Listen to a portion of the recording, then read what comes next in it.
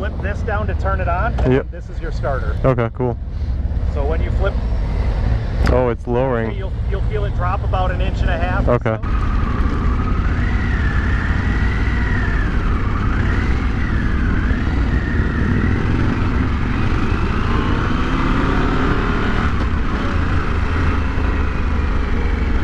When I jumped on this bike, it actually lowered for me. Lowered the suspension.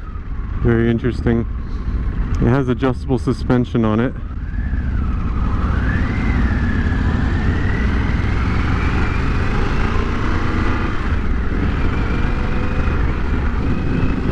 Alright, what is up YouTube? Today I'm riding the 2023 Harley-Davidson Pan America Special. This is Harley's adventure touring bike. This one's set up with street tires, so more of the touring side of things rather than adventure. But yeah, very interesting that Harley came out with an adventure bike, something that isn't a full-on cruiser.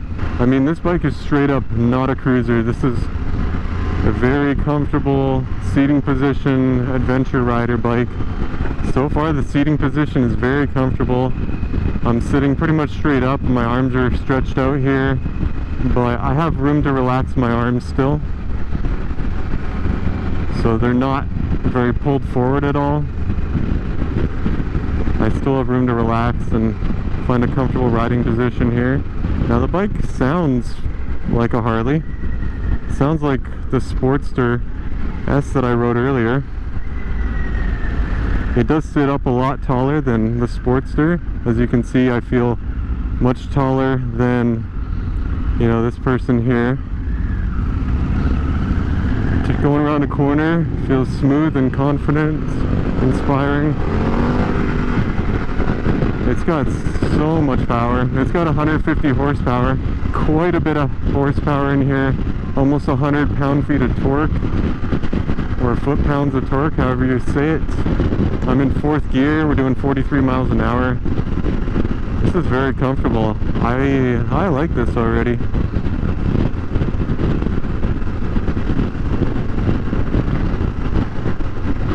Now there's so much technology built into this bike. We have ABS, we have traction control, we have self-adjusting suspension. So the suspension will actually adjust itself height-wise, and then it is dynamic as well, so it should mitigate some of the imperfections in the road there. And different power modes as well. Right now I'm in sport mode. I believe there's rain and road mode, so those should limit throttle response a bit. It's pretty smooth though. The throttle is very smooth. It's not too jerky on and off there. I like that I can really grip the tank with my legs. They're in a comfortable position to hold on. It feels pretty stable at speeds here. I mean, there's quite a bit of wind today. I feel like I'm not getting pushed around by the wind really. It feels pretty stable. And yeah, like I said, I do like sitting up higher. It gives me a better view of the road. I feel like I have a better command of the road. Now we're in 4th gear here, doing under 4,000 RPMs. So this bike is probably geared pretty long. Coming to a slowdown here and a stop. It's fairly smooth, easy to balance, super easy to balance. Pull in the clutch and just let it ride. Yeah, it just wants to stay upright. Like, I'm barely moving my steering around to hold upright, and it just wants to stay upright. That's awesome. Now with the seat height, it is pretty tall here, and I think since it is adjustable, I don't know how much it's going to adjust to your weight or height, but as you can see, I can't flat foot both feet. I kind of got to pick a foot to flat foot. It is a little bit taller of a bike, and just keep that in mind. I'm 5'11", and I can't flat foot on both sides. So much to look at on here. I can switch through the pages. You can connect your phone GPS and use navigation. You can connect the audio as well and see stats about the bike. That's pretty cool. Now the clutch engage is kind of at the end of the range of the clutch pull here. Interesting, a little different from the other Harleys I've ridden today, but taking off from a stop is pretty easy. Doesn't need a ton of gas. It just goes. Shifting is not all that clunky. It's fairly smooth. There's a little bit of a clunk into gear, just to let you know that you successfully changed gears, but overall pretty good. And so we're just cruising on these city streets here. It's fairly comfortable. It's easy to ride. It's got good manners at low speeds, and with 150 horsepower and 100 pound-feet of torque, you definitely have all the power in the world that you need. The downshifting and rev matching is super easy. Even in sport mode, it's not too bad. It's a little forgiving. Rolling on and off the throttle is just, it's nice and smooth. That's something that Harley does pretty well. Just throttle control is very easy. Now I'm in third gear here. Yeah, it feels very flickable, so it feels like I can just flick it around, turn it at will. And so we'll go into this corner here, go down to second, and test out turning. Oh yeah, oh my goodness. Oh, okay, I guess we're staying in this lane here. Oh man, it's just ridiculously fast. It's got so much power. You're not going to be able to use the power around town here. It's just too powerful. This would be a great bike for going out on a spirited touring ride, long road trips, and you could carve up some twisties with this bike. That would be pretty fun. But yeah, just so much power for the city streets. Like, it kind of just wants to go, you know. It's not unruly, but it begs you to really give it the full power, and you barely have to give it any throttle, and it's picking up speed. And so that's one of the problems with these higher powered bikes, is you can't really get a feel for them on a test ride. I mean, you can't really feel you can't bring it to the limits on the test ride, but just from this test ride I can already feel that it's crazy powerful. It just wants to go, but also very comfortable. It can be well mannered. Very easy to balance at low speeds here. Like, I'm coming to a stop here. I'm barely putting my foot out now. It doesn't feel too heavy. It doesn't feel super top heavy either. So I rode the Harley Breakout before this, and that thing was massive and a little bit more difficult to balance. But yeah, this thing feels super easy to balance. It does have a steering dampener up here, Olin's. I don't mind the windshield here. It's definitely way out of my eye view, so I don't have any issues with that. It does protect from the wind quite a bit. That's good. I like that it's not in my eye view. There's a lot of heat being put out onto my right leg here where the exhaust and hot side is. So just something to keep in mind. There's going to be a good amount of heat from this bike.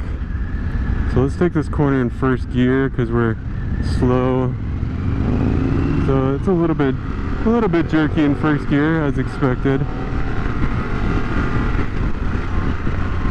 You just got to get used to the throttle. It's not as bad as some of the sport bikes I've ridden. It seems like it has power at any RPM and any gear, so that's good. You don't need the downshift for the power. I like that it has ABS. Being a bigger, taller bike, I feel confident riding this bike with ABS and being able to hit the brakes as hard as I need to. The brakes aren't super touchy, which I do like. I don't want to grab too much brake accidentally, and that goes into rider training as well. But you know, for the first few times you ride this bike, you're not going to be used to it. So it is nice having ABS help you stop. Traction control as well. There's a lot of technology that went into this bike. Yeah, there's a lot of heat on my right ankle. Now my ankles are exposed because my jeans don't fit correctly, but yeah, I'm feeling a lot of heat on my right ankle right now. It's pretty uncomfortable.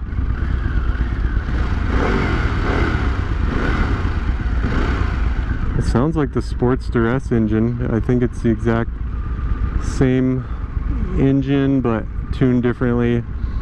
The Sportster S only has about 120 horsepower, whereas this one has 150, so they definitely did some changes to increase the horsepower on this variation. But yeah, I'm digging this. Now, when you're going into this and buying one of these, I don't think you're wanting it to ride like a Harley. So I think Harley's trying to attract the adventure rider consumers and people that might not want a full-on cruiser. And yeah, I mean, it doesn't feel like a cruiser at all. That's kind of what they're going for. Now, the question is, would you take this over a Honda Africa Twin or something like one of KTM's adventure bikes or any of the other Japanese manufacturers? Because this bike comes in at 21,000 and up. That's pretty pricey. Within Harley standards, it's probably pretty close to average, but for just an adventure bike, it is pretty pricey. They do add some nice technology in here, so it's not like they're selling a $21,000 adventure bike with no technology or antiquated technology. But yeah, it is pretty pricey. Is it worth it? I don't know. You'd have to go try all the adventure bike variations and see what you like best and see what makes sense for you. Now, I can't afford this bike, obviously, so this is not something I would buy. But if I was looking for an adventure bike, I'd give this one a fair shake. I mean, come ride it. 150 horsepower, pretty good. Lots of technology in it.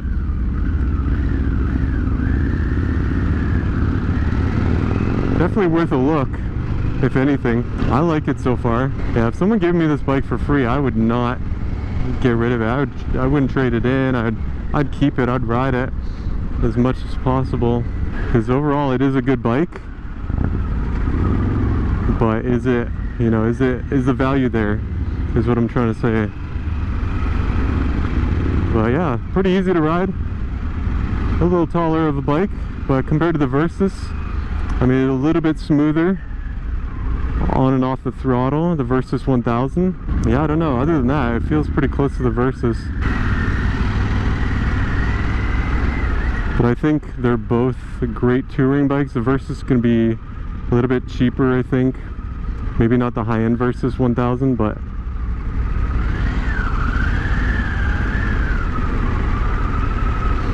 yeah, overall great bike.